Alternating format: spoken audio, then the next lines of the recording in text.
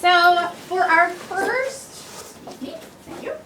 Our first project in Art 2, think of this as not really a mini project, but it's also not like a full-blown, like a 2-weeker, right? It's kind of somewhere in the middle.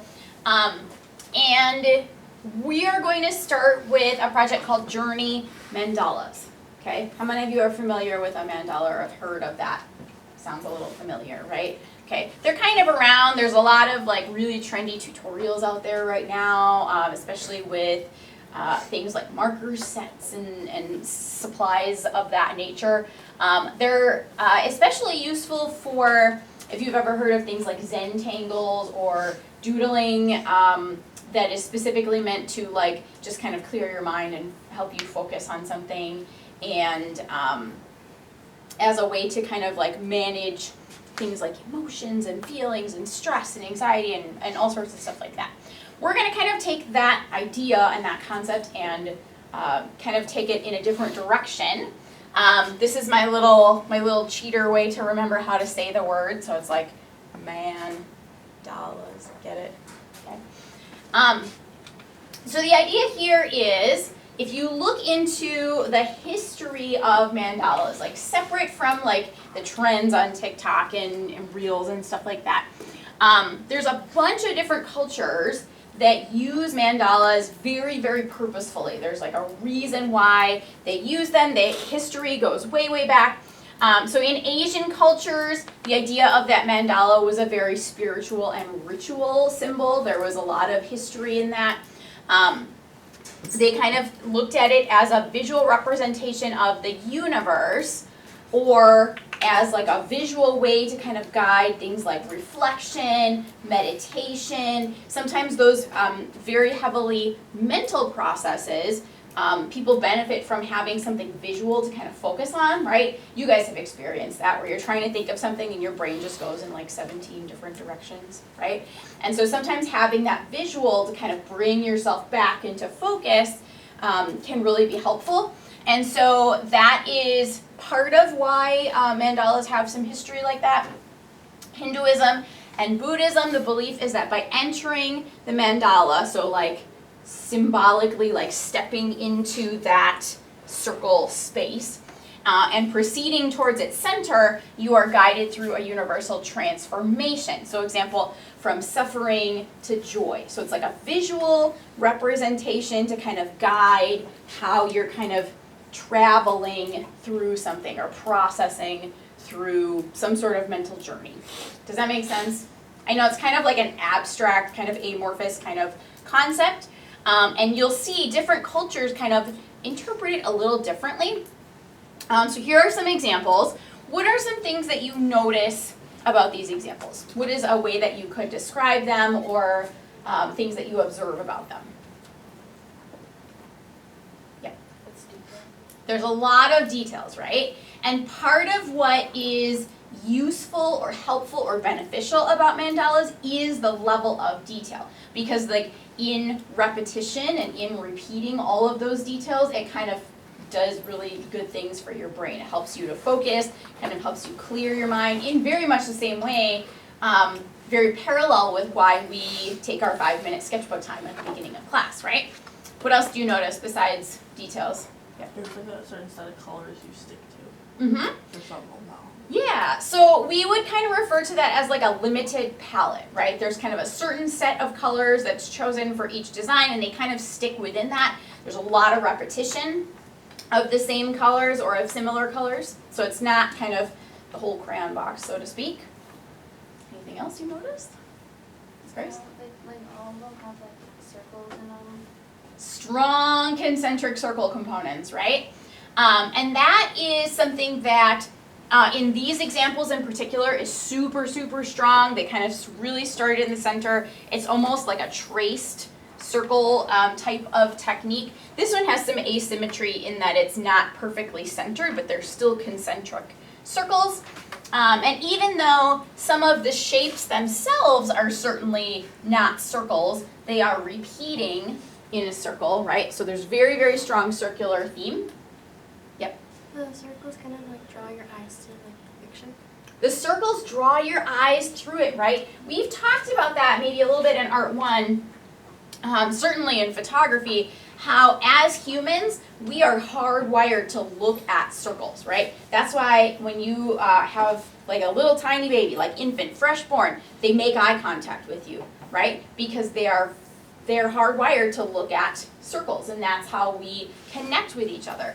So when you have a design that is very dominantly circular, it's going to draw your eye, and that speaks to part of that journey, like they talked about, from the outside in, or sometimes from the inside out, kind of walking through. And I say walking, I mean metaphorically, right? We're not like going into the painting Mary Poppins style, although that would be fun. But it's the idea of that journey, that kind of transformation, that pathway progress from either center to outside or outside to center. Very good. You guys picked out some good stuff. Okay, good. So in other cultures, we already talked about Hindu, Buddhism, Asian cultures. Native American culture used mandalas or similar type of designs in healing circles, and it was associated with restoring the body, restoring the mind, restoring the heart. We also see some similarities between this design of the mandalas and dream catchers. You guys know what that looks like, right? It's kind of like it's almost spider web looking kind of thing, which is very, very cultural for Native Americans. We talked about Hindu and Buddhist cultures already, how it represents the universe, kind of that path to enlightenment. The Catholic Church would teach that would be kind of like a spiritual journey, right? Using the Bible, using God's teachings to have that same kind of idea of going from your human form to, eventually the enlightened form, right?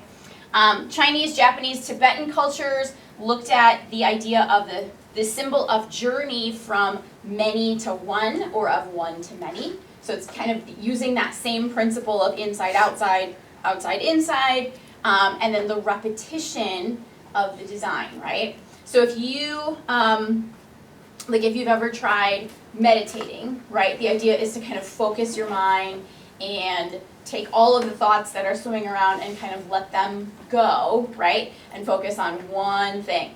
So it's kind of that idea of the many to one, right? So there's a lot of different ways that we can interpret this, okay? Depending on what culture you want to look at, depending on your experience that you bring. We talked about that, how you look at artwork, and what you bring in your memories or associations, right? So here are some common symbols that we see in mandalas. Now these kind of cover a bunch of different cultures.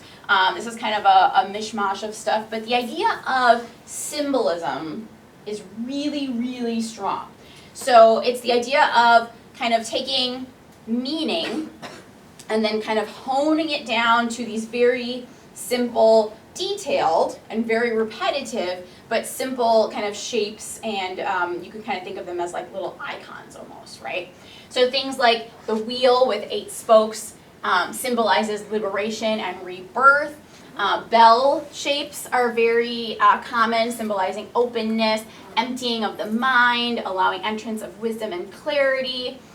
This is kind of interesting. So something as simple as a triangle, right? Like it doesn't get much simpler than a triangle shape when you think about drawing.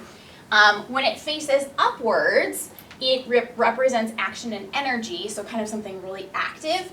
And then when it faces downward, it represents creativity and the pursuit of knowledge. So I kind of think of like when you learn something, you kind of take that knowledge from outside yourself and you kind of bring it into your existence or your awareness, right? So if you think about when the triangle is facing downward, it's kind of coming, like a funnel, right, towards you. The lotus flower, you guys have probably seen that in like yoga, branding, and stuff like that. The sun represents the universe, life, energy. Think about how many species get energy from the sun. It's very deeply scientific connection, right? And then other things, fire, diamonds, graveyards, I think is interesting, how that symbolizes individual cognition, like your awareness. That's kind of not as intuitive of a symbolic similarity, okay? The dot, that's another really, really simple one. We see tons and tons of dots in mandalas. In fact, so many artists, in a lot of tutorials that I've seen, they will kind of use dots as fillers. So they'll have their shapes that are repeating, and then in between, to kind of amp up the level of complexity, they'll add all sorts of dots, you know, little teeny tiny ones, bigger ones, and they kind of balance unity and variety with even just dots that can add a lot of complexity. And that oftentimes can be a starting point, like if you start with a dot in the middle, right? But also it can symbolize different stages in your journey if you're repeating it at different points in the mandala, or if you are kind of envisioning your mandala as starting on the outside and working your way in, then that dot could be maybe the end goal where you're aiming towards, or it could start with all the dots on the outside as different starting points. Kind of like if you think about like a labyrinth or a maze, if you had different points that you could start at, and then they all kind of led towards the middle, right? You could see how that would symbolize a journey, right? Kind of like we all end up in the same place, theoretically, right? We die, we go to heaven, but we start in all sorts of different parts, and our journeys and our pathways to get there all look very different. So there's a ton of ways that you can interpret this, okay? Hopefully one of those like resonated just a little teeny tiny bit with you. Here are some, and I'll put this slide document in Google Classroom for you. Here are some visual examples of some of those symbols. Now you can see how there's variety here, right? So we can look at the lotus flower. Here's a really complex one, and then here's a simpler one, right? Same thing with the sun. So here's a little bit more complex one. Here's a little bit simpler one. Here's an even simpler one, right? This one's a little more stylized, a little more cartoon-like. So just because the symbols seem really simple, that's really hard to say on a Monday morning, you have a lot of creativity and freedom in how you depict those symbols. Does that make sense? Okay, so it might seem limited, but it's really not, because you can get as stylized or as detailed as you want. Even like really subtle differences. So like this diamond has kind of exaggerated points. It's very curved on the edges, and you could kind of see how you could even exaggerate that more, right? You could elongate those points. And then this one is less curved. It's a subtle difference, but those are the ways that you could incorporate variety without like way oversimplifying it. Okay, does that make sense? It's kind of sinking in. Okay, so your mandala, what is your assignment that we're gonna do? Your design and your direction is completely up to you. You have a lot of freedom in this assignment, okay? How will you interpret the idea of that journey? Are you gonna have it start in the middle and kind of work your way out? So from one to many, or are you going to start at the outside and kind of envision working your way in towards one central goal, okay? You're gonna choose or create symbols that have meaning for you, okay? We will share these projects, but they are personal, I get that, so you don't have to share every single thing, but be prepared to share at least some of them, okay? And do be sensitive and respectful to what is meaningful in other cultures. You guys have heard about the term cultural appropriation, and that is oftentimes something that we have to think about as artists. Are we taking inspiration from other cultures, or are we being insensitive to something else that maybe has a lot of meaning that we don't understand? Okay, so anything that you are going to use, make sure you kind of look it up, make sure you kind of understand if there's background that is very meaningful to another culture. We just want to make sure that we're being sensitive to that. Does that make sense? Okay, for today, okay, we have actually quite a bit of time left. You're going to brainstorm and doodle today. So think about things like, what is the journey that you want to depict? Maybe it's something like your whole life from the time that you're born till I don't know what ending point you want to decide on. That's a really big journey, right? There's a lot that you could think of in that. Maybe you want to think of a smaller journey, like when you started to learn how to drive a car, to getting your license. That's a much smaller segment, but it's still a journey, right? There's a beginning and an end and a pathway that you travel to get there. Maybe it is a mental journey. Maybe it's from when you started learning how to draw, okay? And then what is the end point to that journey? So there's all sorts of ways you can interpret the idea of your journey, okay? That can mean a whole bunch of different things. And maybe you want to brainstorm several ideas for that so you can kind of work with those ideas before you decide on one, okay?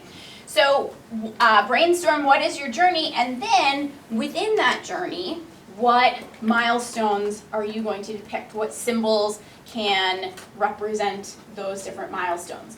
Do they need to be bigger or smaller? Are they really important? Are they more subtle? Where can you add detail? Where can you symbolize something very minor or very significant? So kind of think about all of that. For today, all you're doing is brainstorming. Good ideas, bad ideas, just kind of get it all down, see what you come up with. Does that make sense? And then starting tomorrow, we'll kind of start to evaluate what you have in your brainstorm. We'll kind of pick out where things are stronger and how you can work with that to actually start creating. Does that make sense?